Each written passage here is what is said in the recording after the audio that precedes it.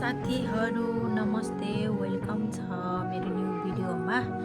म चाहिँ आज आफै बोलेर नेचुरल भोइसमा म चाहिँ भिडियो राख्दैछु, बनाउँदैछु। किनकि मलाई धेरैजनाले मलाई टिकटकमा भिडियो पठाउनु भएको थियो चार्जरको लागि। चार्जर बनाउँदैछु, फुल वाच गरिदिनु होला है त।